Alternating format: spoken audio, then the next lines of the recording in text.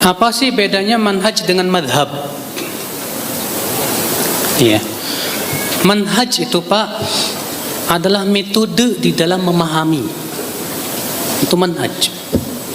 Sedangkan madhab adalah hasil ijtihad seorang imam atau ulama. Ya. Madhab secara bahasa Arab dari kata dhahaba yadhabu artinya pergi.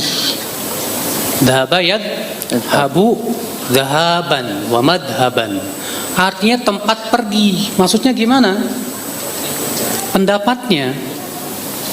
Ya. Maka kalau pendapat seorang ulama disebut itulah madhabnya dia. Paham nggak Pak? Nah di dunia Islam ini kemudian terkenal ada istilah 4 madhab. Padahal ulama banyak loh Pak, cuma bukan 4. Kenapa kemudian jadi 4 madhab? Karena merekalah yang paling banyak pembelanya Pak. Dan memang dari sisi keilmuan juga luar biasa. Wailah di zaman Imam Syafi'i ada nggak ulama-ulama yang sekaliber dengan Imam Syafi'i, bahkan lebih dari Imam Syafi'i? Banyak dari sisi keilmuan. Tapi kefakihan Imam Syafi'i luar biasa. Sehingga ya banyak murid-muridnya, banyak pembela-pembelanya. Di zaman Imam Malik ada nggak yang sekaliber dengan Imam Malik? Banyak Pak. Bahkan banyak sebagian ulama lebih mendahulukan keilmuan Laits bin Sa'ad daripada Imam Malik sezaman itu. Ya, tapi ternyata yang lebih masyhur Imam Malik karena murid-muridnya yang tersebar dan pembela-pembelanya lebih banyak. Ya. Imam Bukhari kenapa nggak jadi madhab sendiri Pak? Padahal kan namanya masyhur sekali Imam Bukhari kan ya. Iya. Karena ternyata Pak ulama-ulama setelah imam yang 4 itu mereka ternyata lebih merojihkan salah satu pokok-pokok salah satu dari madhab itu. Imam Bukhari lebih banyak condong dalam masalah usul-usul madhab itu kepada Imam Syafi'i, Imam Bukhari. Sehingga dikatakan Imam Bukhari itu madhabnya Syafi'iyah. Walaupun beliau banyak juga menyelisihi madhab Syafi'i. Karena tidak ada satupun ulama madhab yang fanatik kepada madhabnya. Tidak ada satupun ulama madhab yang mengatakan nggak boleh keluar dari madhab. Nggak ada. Imam Nawawi, beliau terkenal madhab Syafi'i, tapi beliau menyelisih madhab Syafi'i dalam masalah daging unta.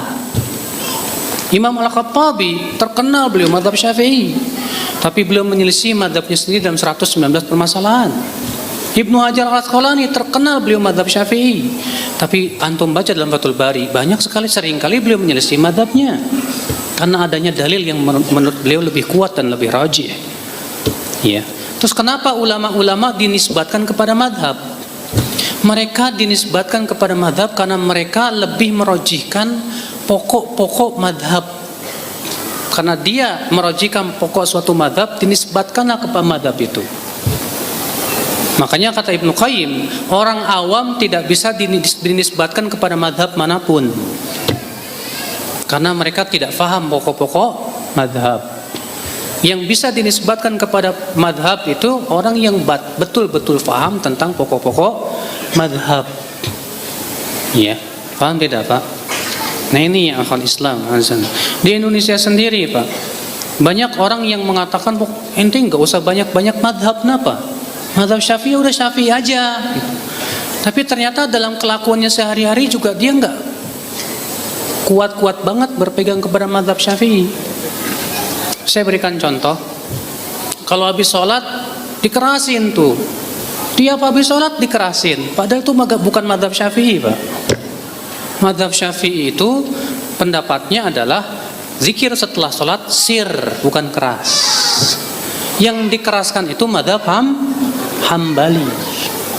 Imam Syafi'i mengatakan boleh dikeraskan dalam rangka taklim, mengajarkan, tapi itu tidak boleh terus menerus, sesuai dengan kebutuhan selesai.